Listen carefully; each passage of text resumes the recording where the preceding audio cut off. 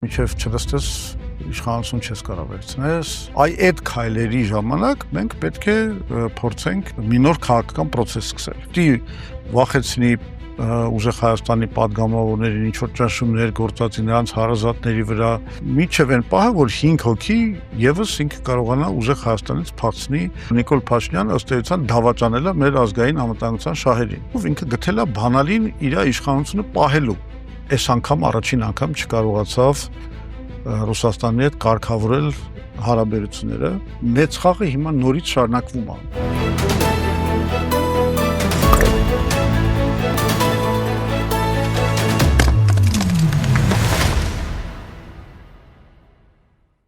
Բարև ձեզ, դուք դիտում եք հարցեր կան հաղորդումը, այսօր հարցեր կան ՀԱԿ փոխնախագահ Լևոն Զուրաբյանին։ Բարև ձեզ։ Բարև ձեզ։ Շնորհակալ եմ, որ այստեղ եք։ Ես էլ շնորհակալ եմ, որ հարցեր կան։ Դուք մոտ 1 ամիս առաջ տված հարցազրույցում նշել եք, որ հակազգային գործընթացների դեմ միավորվելը ավելի հեշտ է, քան ընտրական շրջանում միավորվելը։ Միևնույն ժամանակ դուք նշել եք ընդդիմության անելիքները առաջիկայում։ Ձևավորել ոչի շտաբ, այսպես ասած, ոչի շարժում, նախ կանխել սահմանադրական հանրաքվեն Նիկոլ Փաշինյանի այդքան բաղձալի, թույլ չտալ, որ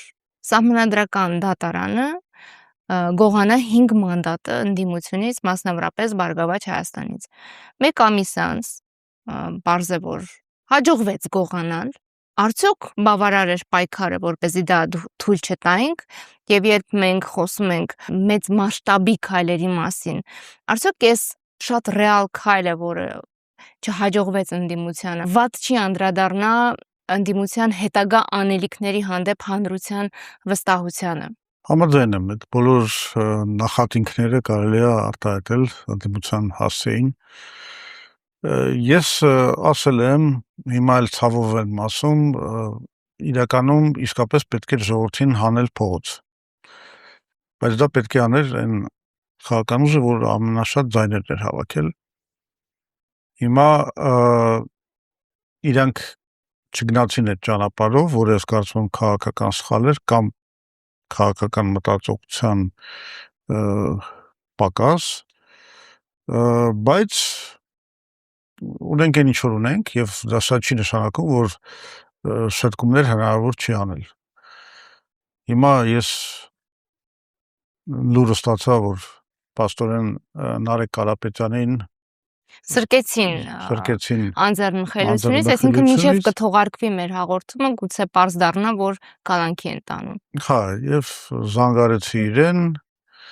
իմ աջակցությունը հայտնեցի, բնականաբար ինքը իհարկե նորմալ տրամադրության մեջ էր, ոգին տեղը, հումորը տեղը, ես էլ իրան ասացի, որ այդպես է Նարեկ ջան, Հայաստանում մինչև չլստես իշխանություն չես կարող վերցնես, միշտ այդպես է եղել, բացառությունները որոշակի, դեռ 88-ի շարժումից սկսած։ Բայց կատակ, իրականում այն ինչ որ կատարվում է Հայաստանում, սողացող տենց դիկտատուրայի հաստատման մի հատ գործընթաց է, իրականում օգտագործելով որոշակի ամենաստոր ինստինկտների վրա խաղը, Փաշինյանը իրան պահելով տենց լրիվ բոլշևիկյան ոճի մեջ,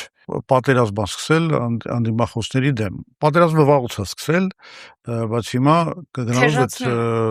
սաստկացնում է, թեժացնում է։ Երկու խնդիր ունենք այստեղ, այս պահին, որոնք նպաստավոր չեն ընդհանուր դիմադրության համար։ Մեկը այն է, որ իրականում արևմուտքը լրիվ նրան աջակցում է եւ աչք է փակում բոլոր այս խախտումների վրա, որովհետեւ ունի շատ լուրջ աշխարհաքաղաքական պլաններ, որտեղ տեսնում է Նիկոլ Փաշինյանի դերը։ Եվ մյուսը այն է, որ մեր հանրությունը ցավոք սրտի ոնց որ կորցրել է այն անհանդուրժողականությունը ժողովրդավարական ազատությունների եւ մարդու իրավունքների խախտման նկատմամբ։ Այսինքն շատերը ասում են դե լավ, ասենք գիտենք ում են տանում, ասենք հարուստ են, օլիգարխ են, էս են, են, պրոռուս են, եւ այլն, այդ մարդիկ չեն հասկանում, որ հաջորդը իրենք են կարող է պրոռոսներից սկսեն ավարտեն պրո ամեն ինչով, այսինքն այստեղ խնդիրը հետեւյալն է, որ Փաշինյանը ըստ էության անձնիշխանության հաստատման պլանով է գնում, ընդ որում այդ պլանը ինքը կատարում է դառնալով ըստ էության Իլհամ Ալիևի խամաճիկ Հայաստանում։ Դուք Փաշինյանի պլանի մասին եք խոսում, պարոն Զուրաբյան, մինչև ընտրությունը եւ դրանից հետո նույնպես խոսվում է ընդդիմության պլան ունենալու, ծրագիր ունենալու կարևորության մասին, փաստացի իրողությունները հետ ընտրական ցույց տվեցին, որ պլան B ասվածը չկա։ Ես հիշեցնեմ ձեր այդ ձևակերպումը, ասում եք, ընտրական շրջանում միավորվելը շատ ավելի բարդ է, քան հակազգային գործընթացների դեմ միավորվելը։ Հիշեցնեմ, որ վերջին տարիներին այդ հակազգային գործընթացների պակաս չի եղել, բայց միավորում էլ չենք տեսել։ Այսինքն մենք ինչ-որ անոմալ իրավիճակում ենք, ոչ ընտրական process-ում են միավորվում, ոչ էլ դրանից դուրս հակազգային process-ների դեմ են միավորվում, ոչ էլ սեփական իրավունքները եւ շահերը պաշտպանելու համար են միավորվում։ Դե մի քիչ հիմա տենց շուտ պետք չի գնահատականներ տալ, որովհետեւ ի վերջո այս ընտրական process-ը եւ յետընտրական process-ը պետք է ինչ-որ մի հանգրվանի գար։ Ես արդեն ասացի, որ ժողովրդին փողոց չհանելով այդ հանգրվանը շուտ եկավ եւ այդ մանդատագողությունը եւ ընտրակեղծարարությունը, որը հանրապետական մասշտաբով իրականացրեց Նիկոլ Փաշինյանի ռեժիմը, որը այլևս լեգիտիմ չենք ճանաչում, ինքը այդ գործը կատարեց։ Հիմա մենք ապրում ենք նոր իրականության մեջ։ Հայաստանում գործում է ոչ լեգիտիմ մի ռեժիմ, որը ձգտում է ավտորիտարիզմի ամբողջական անգամ ես կասեի իշխանությանը։ Սա մի հատ նոր իրականություն է։ Այս նոր իրականության մեջ հիմա ինքը պետք է անի մյուս քայլերը։ Այդ քայլերի ժամանակ մենք պետք է փորձենք նորից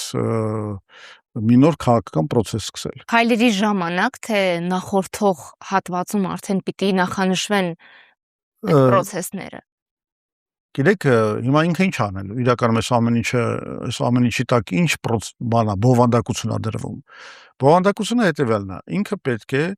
ինչի համար է սա անում, ասենք Նարեկ Կարապետյանը ինչ է ինքը ձեռբակալում։ Մեկուսացնել առաջնորդները։ Որովհետեւ ինքը ուզում է ճնշումներ գործածի ուժեղ Հայաստանի падգամավորների վրա, որ կարողանա ապահովի պակասող այդ 5 մանդատի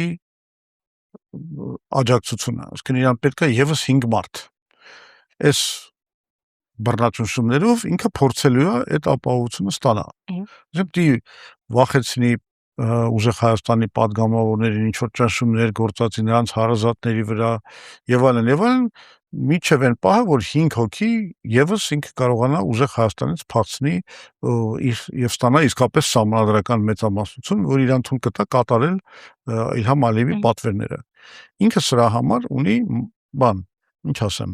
շատ լուրջ ուժերի աջակցությունը։ Միացյալ Նահանգների, Եվրոպական միության, Իսրայելի, Թուրքիայի եւ Ադրբեջանի։ Հիմա Փաշինյանը այդ գործն է անում։ Շատ լավ, այսինքն բայց ինքը քայլերը պետք է անի, այսինքն մենք ինքը պետք է ի վերջո գա ինչ-որ մի հանգրվանի, երբ որ այդ սահմանադրական ռեֆորմը դնելու է քվեարկության, բերելու է ազգային ժողովում քննարկելու եւ այլն։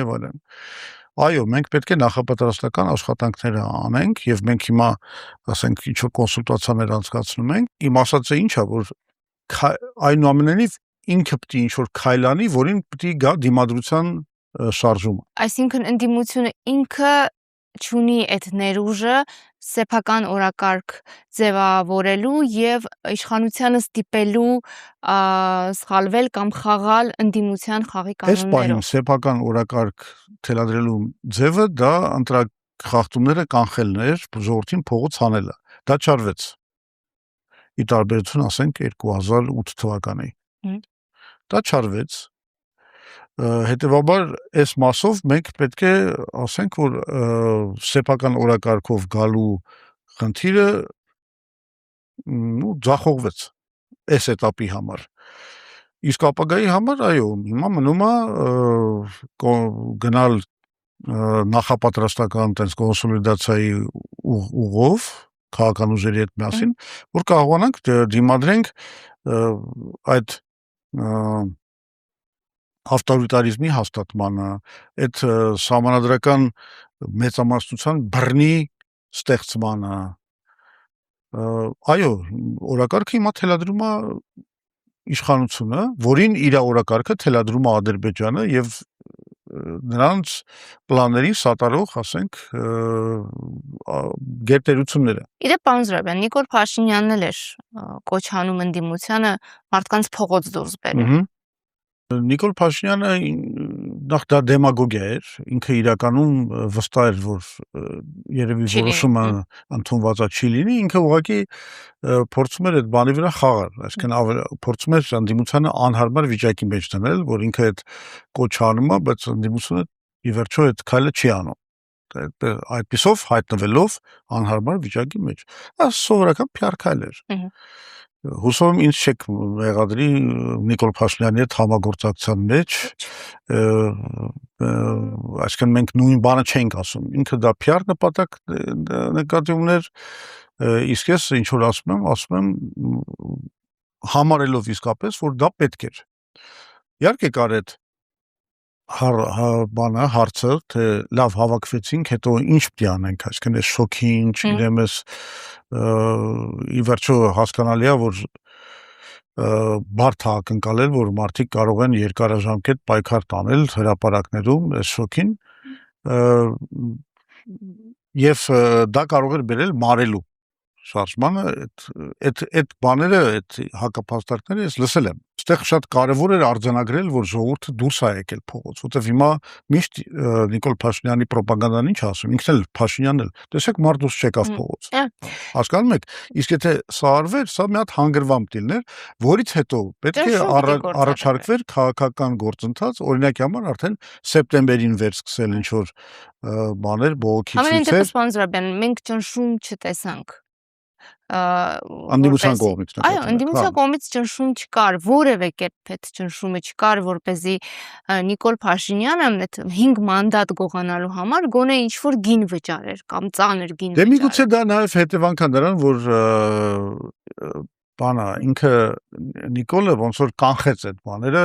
մասսայական ձերբակալություններով, թուլացնելով կազմակերպական կառույցները եւ այլն, այդ բանը կա։ Բայց ես կարծում եմ, որ անգամ այդ վիճակում, օրինակ մենք արել ենք 2008 թվին, 11 թվին մենք ռեպրեսիաների ժամանակ զուգահեռ, երբ որ ձերբակալված էին բազմաթիվ մարդիկ, հատկապես մարտի 1-ից հետո, մենք այդ մյուս ուժերով, որոնք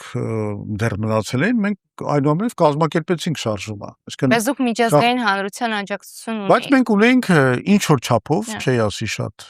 ուժեղ, բայց ունեինք ինչ որ աջակցություն, այսինքն գոնե դեմոկրատական աշխարհը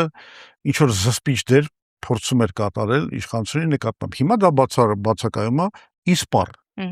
որովհետև շատ պարզ դա այդ խնդիրը նկարագրել է Դոնալդ Թրամփը,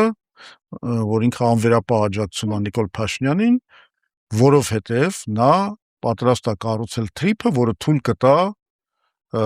ամերիկյան նավթային ընկերություններին ստանալ հասանելիություն Կենտրոնական Ասիայի նավթին։ Շատ պարզ ձևակերպել է։ Իսկն ես միշտ ասում եմ, որ պետք է անկեղծության համար շնորհակալություն հայտնել Դոնալդ Թրամփին, որովհետև այն ինչ որ մենք պետք է ասենք կռահեինք կամ որպես վերլուծություն ներկայացնենք, ինքը բաց դրել է, որ ինչն է առաջնայնությունը ամերիկյան քաղաքականության եւ ինչի է ինքը աջակցում Նիկոլ Փաշինյանին։ Շատ պարզ ասում է դա։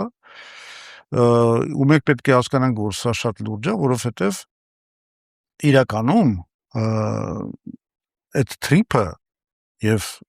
Թրամփի աջակցությունը Նիկոլ Փաշինյանին այդ թրիփի իրականացման Զանգեզուրյան միջանցքի ըստ էության կառուցման հարցում իրականում մի բաղադրիչ է շատ ավելի մեծ գլոբալ պատերազմի առաջնության համար Ամերիկայի ու Չինաստանի միջև եւ այդ պատերազմի կամ մրցակցության առայժմ կարելի ասել կարևոր բաղադրիչներից մեկը դա նավթային պատերազմն է։ Վերջերս տեսա այդ Nvidia-ի ղեկավարի CEO-ի հարցազրույցը, որտեղ ինքը ասում էր, որ Չինաստանը հաղթում է Միացյալ Նահանգներին տեխնոլոգիական տարբեր մակարդակներով, նաև այն պատճառով, որ ինքը հաղթում է առաջին մակարդակում, ինչն է էլեկտրաէներգիայի արտադրությունը։ Այսօրվա տեխնոլոգիաները, արհեստական բանականությունները, չիպերի հետ կապված տարբեր կոմպյուտերային տեխնոլոգիաները եւ այլն, իրանք պահանջում են նախ եւ առաջ շատ մեծ էլեկտրական էներգիայի արտադրություն եւ բնականաբար էներգետիկ պայքարը էներգետիկ ռեսուրսների համար հիմա դառնում է ամենակարևոր որոշիչ բաղադրիչներից մեկը։ Հիմա Չինաստանը այս առումով շատ կարևոր, քանի որ սեփական էներգիայի բաներ չունի, շատ ռեսուրսներ չունի, ինքը շատ կախված է, ասենք, նավթային ռեսուրսներից տարբեր երկրներից, ինքը ստանում էր դա Ռուսաստանից, ստանում էր Իրանից, ստանում էր Վենեսուելայից եւ նաեւ փորձում էր իր վերահսկողությունը պահել Միջին Ասիայի վրա։ Հիմա տեսեք, հենց այս ուղղություններով էլ ամեն ինչ զարգանում է ամբողջ աշխարհում։ Այսինքն Ռուսաստան, Ուկրաինայի այդ պատերազմը, Եվրոպական միության եւ Ռուսաստանի կոնֆրոնտացիան ու հենց դերմես, որ հենց նավթային ռեսուրսներին են կպնում, հիմնականում այդ կռիվը գնում է դրա շուրջ։ Վենեսուելային նեյտրալիզացրեցին, տարան Չինաստանից, այսինքն այդ Վենեսուելայի նավթը վերցրեցին։ Մյուսը պետք է լիներ շատ հեշտ օպերացիա Իրանում, բայց այդ պլանը ձախողվեց, հիմա դառնում է երկար մի պատերազմ։ Հա, հիմա ինչ է ստացվում, ասում եմ, մի քանի ֆրոնտով այդ նավթային Չինաստանի հնարավոր, ասենք, այդ նավթային ռեսուրսների դեմ գնում է պատերազմ։ Մենք չիրենք դեռ Իրանում ինչով կավարտվի պատերազմը, արդեն 10-րդ օրն է, որ շատ ինտենսիվ ռմբակոծություններ են, ընդ որում փոխադարձ, բավականին ցավոտ հարվածներ են հասցնում փոխադարձ իրար, բայց մենք հասկանում ենք, որ թրիփը այդ պատերազմի մեջ կարևոր բաղադրիչներից մեկն է եւ դրանով է պայմանավորված արևմուտքի անվերապահ աջակցությունը Նիկոլ Փաշինյանի ռեժիմին։ Սա փաստ է։ Պարոն Զուրաբյան, բայց ինչպես որ խարխուլ է թրիփի հեռանկարը, նույնպես խարխուլ է Փաշինյանի խաղադրույքը։ Նախ որոշենք ինչու է խարխուլ։ Պայմանավորված Իրան-ԱՄՆ հակամարտից։ Հա, որովհետև մենք արդեն կարող ենք հստակ ասել, որ Իրանը շատ բացասաբար է տրամադրված թրիփի նկատմամբ, թեև փորձում էր իշխանության պրոպագանդան համոզել, որ մենք արդեն բացատրել ենք, որ դա իրանց շահերին որևէ կերպ չի բխում եւ իսկապես վաղ բաներին, տենց շրջաններում Իրանը զերծ էր մնում կոշտ հայտարարություններից թրիփի նկատմամբ։ Հիմա մի քիչ իրավիճակը այդ առումով փոխվել է, որովհետև 2 օր առաջ իսլամական հեղափոխության պահապանների այդ կորպուսը իր տելեգրամյան կանալներից մեկով հայտարարություն արեց, որ այդ թրիփը չի լինի, կամ եթե լինի, պետք է լինի Իրանի պատկերացրած տարբերակով։ Բացի դրանից ես արդեն առաջին աղբյուրներից, առաջին ձեռքից հենց կարող եմ վկայել, որ Իրանի պաշտոնյաները բավականին բացասաբար են տրամադրված այդ թրիփի նկատմամբ։ Ձեր Իրան այցի շրջանակներում։ Այո, 6 օր Իրանում էի, հոգևոր առաջնորդի Ալի Խամենեի այդ հուարկավորման կապակցությամբ այդ պաշտոնական միջոցառումներին մասնակցեցինք եւ նաեւ հանդիպումներ ունեցանք, նաեւ ես առանձին հանդիպումներ ունեցա իրանական պաշտոնյաների հետ եւ եթե sense ամփոփենք, փորձենք ամփոփել Իրանի պատկերացումները թրիփի իրականացման վերաբերյալ, կարելի է ամփոփել 2 կետով։ Կետ առաջին այն է, որ իրենք ասում են, որ այո, դուք սուվերեն երկիր եք, դուք կարող եք ձեր այդ որոշումները ընդունեք, բայց մենք եղբայրական խորհուրդ ենք տալիս չվստահել ամերիկացիներին, որովհետև իրանցից երբեք ոչ ոք ոչ մի օգուտ չի ստացել, սա իրանց պաշտոնական մոտեցումն է։ Եվ երկրորդը հետևյալն է, որ այնուամենայնիվ եթե մենք ընկալենք դա որպես սպառնալիք մեր ազգային անվտանգության շահերին, մենք կվարվենք նույն ձև, ինչպես վարվում ենք, ասենք, Պարսից ծոցի պետությունների պարագայում։ Իսկ մենք հասկանում ենք, որ ըստ էության համարյա շատ բաց ասում են, որ հենց այնպես չի լինի, որ ամերիկացի գան ու իրենց քթի տակ փորձեն այդ թրիփի բանը կառուցեն։ Էս է այն է, ինչի մասին մենք զգուշացնում ենք իրականում, եթե հիշում եք նաև ձեր տված հարցազրույցներում, ես ասում եմ, որ այս թրիփը, այսպեսի միակողմանի խաղադրույքը դնել այս թրիփի բանի Միջանցքի վրա որպես մի գործիք, որը Հայաստանին խաղաղություն կբերի, իրականում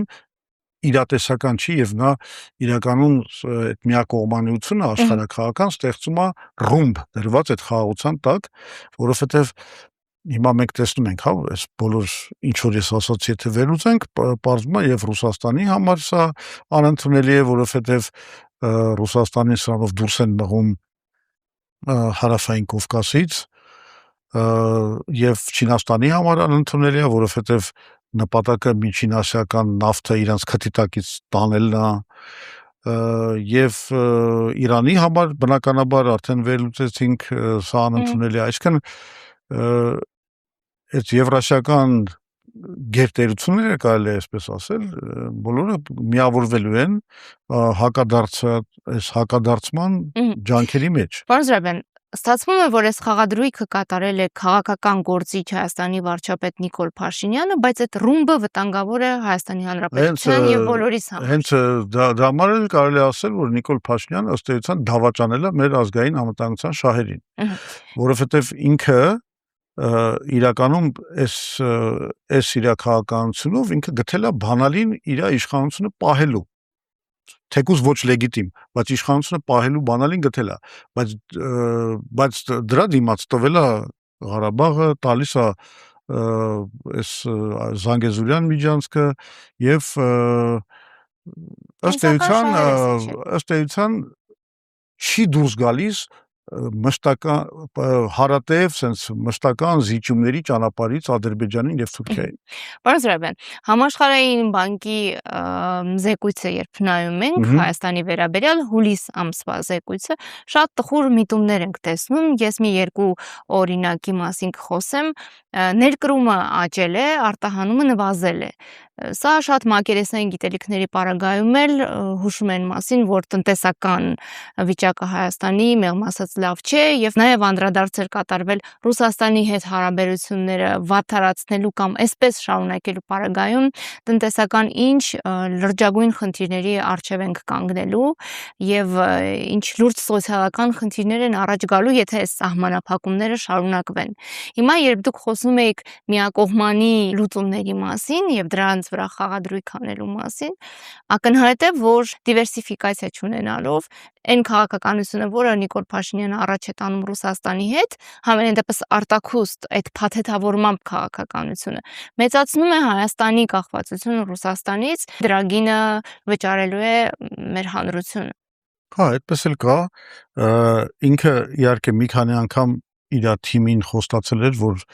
հաշվի առնելով իմ հարաբերությունները Վլադիմիր Վլադիմիրովիչի հետ, ես այդ հարցերը կլուծեմ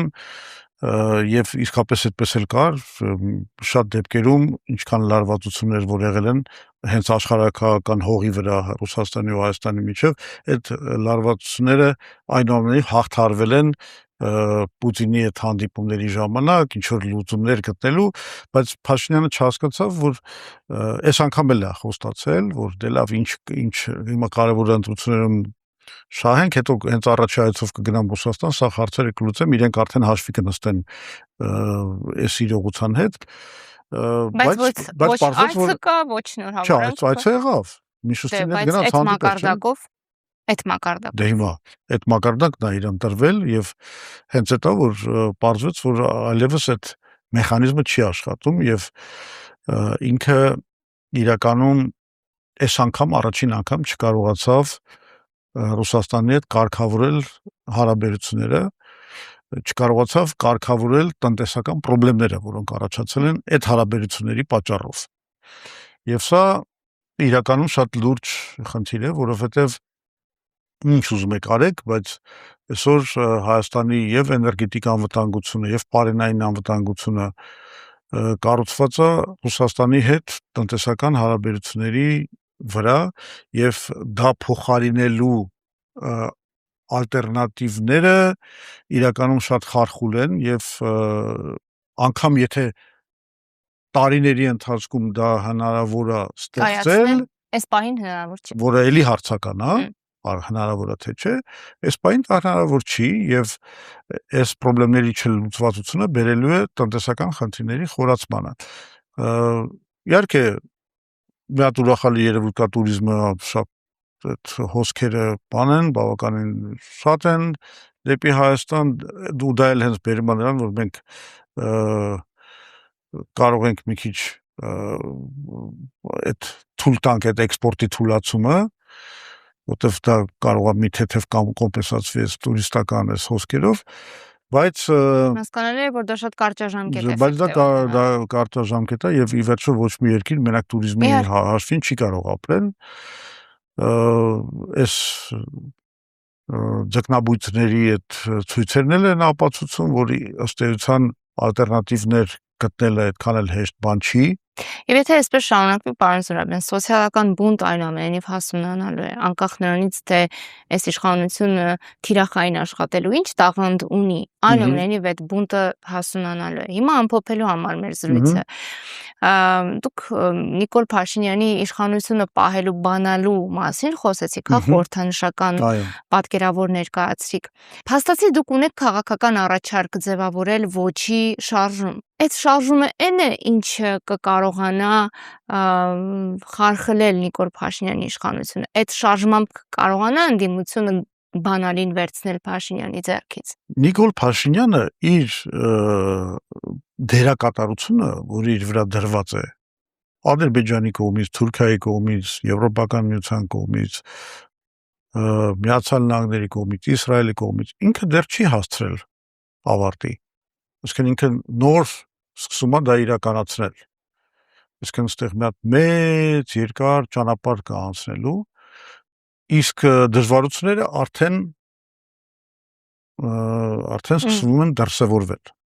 Այսինքն մենք հիմա մտնում ենք շատ բուռն մի ժամանակաշրջան, ընդ որում անորոշություններով լիքը, որովհետև ինքը այստեղ կարևոր է նաև աշխարհական միջավայրը, որում այդ ամենը կատարվում է, որովհետև կախված, ասենք, ուկրաինական պատերազմի արդյունքներից կամ ընթացքից, կախված ամերիկա-իրանական պատերազմի արդյունքներից բավականին լուրջ փոփոխություններ կարող են լինել այս աշխարհական միջավայրի մեջ, մասնավորապես ես օրինակ անկեղծ ասած չեմ հավատում նրան, որ Միացյալ Նահանգները կարողանան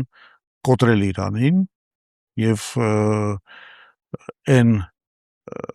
հաղթողի վիճակից, որում հայտնվել է Իրանը, նրան առաջի ֆազայից հետո, առաջի փուլից հետո պատերազմի հանեն, որովհետև մի քիչ դժվար է պատկերացնել, թե ինչ ռազմական միջոցներով է հնարավոր Իրանին զրկել Հորմուզի նեղուցի վերահսկողությունից, իսկ Հորմուզի նեղուցի վերահսկողությունը դա ըստ էության վերահսկողությունը գլոբալ տնտեսական համակարգի նկատմամբ եթե պետք է կարանք ավելի շատ խորանանք այս բանի մեջ, դա մի առանձին զրույցով անենք։ Դա կարող է մի առանձին զրույցով անենք, բայց ես ուզում եմ ասել, որ հիմա մենք իսկապես պետք է ուշադիր հետևենք, շատ երկար չի կարող ինտենսիվ պատերազմը տևի, որովհետև Միացյալ Նահանգները բավականին շատ սպառազինություններ սպառել են արդեն, ես կարդում եմ ամեն օր ռազմական փորձագետների գնահատականները ամերիկյան։ Հետո պարոն Զուրաբյան, կարծեք մինչև նոյեմբերի 3-ը պիտի հստակեցվի։ Դե այդ քաղաքական հարցն է, իսկ առաջին հերթին կա ռազմական հարցը, որովհետև եթե դու ասենք քո հերթերային ռեսուրսների տարբեր կատեգորիաներով 30-ից 50%-ը սպառել ես, դա արդեն խնդրեմ է։ Իսկ ամերիկացիք են 40 օրվա պատերազմի մեջ այդ արել են։ Հիմա շարունակում են սպառել։ Թրամփի ժամանակ արդեն Ամերիկայի պարտքը ավելացել է 37 տրիլիոն դոլարից մինչև 40 տրիլիոն դոլար։ Հիմա իրանք մտնում են արդեն անգամ Ուկրաինայի համար տրված միջոցները 400 միլիոն դոլարի։ Հիմա դա մեծ աննախադեպ բան է։ Դա ուզում են օգտագործեն Իրանի պատերազմի համար։ Հիմա մտել են 1.5 տրիլիոն դոլար ստանալու այդ բանով խնդրանքով Պենտագոնը մտել է կոնգրես։ Մենք տեսնում ենք, որ բավականին լուրջ բարդությունների առաջ է կանգնում Միացյալ Նահանգները,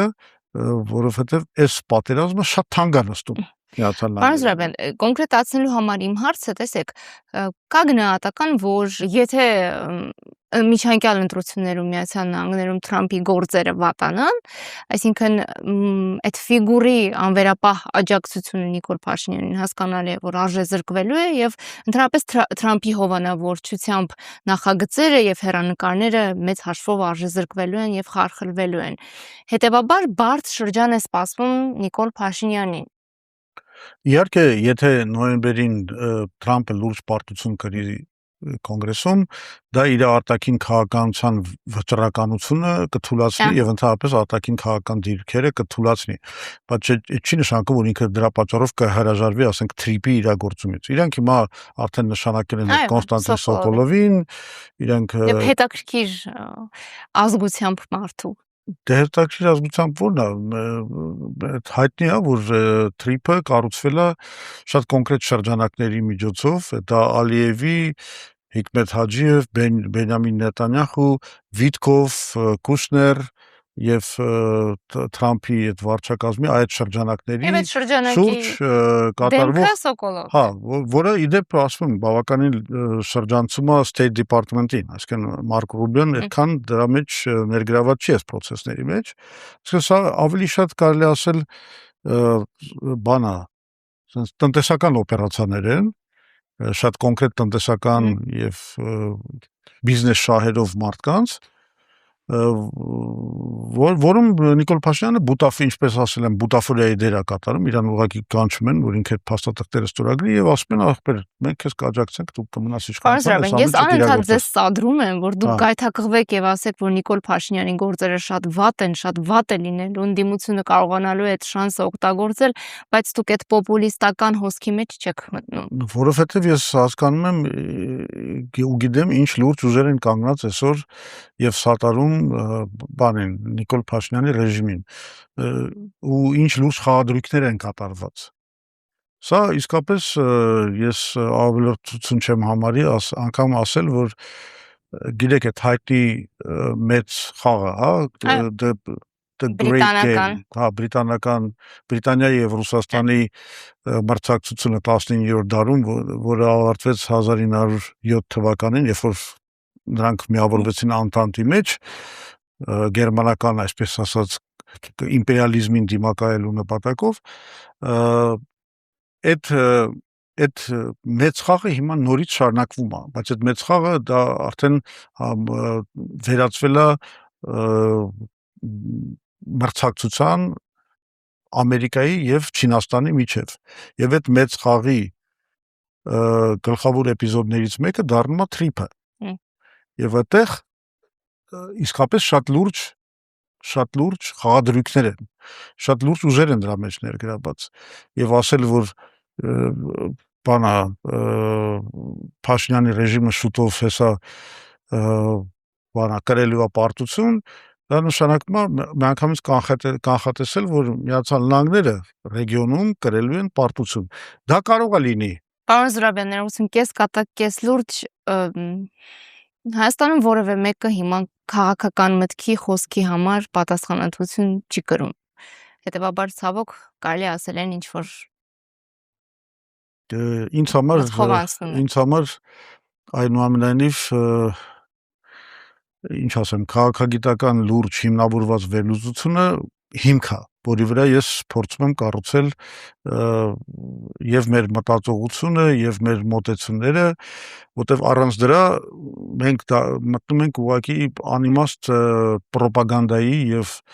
բանը լեզվակռիվների մեջ։ Հիմա մենք ի վերջո պետք է հասկանանք, որ քաղաքականությունը դա առաջին հերթին ստրատեգիական հաշվարկն է։ Մենք այս ամեն ինչը պետք է հաշվարկենք, որ հասկանանք ուր ենք գնում։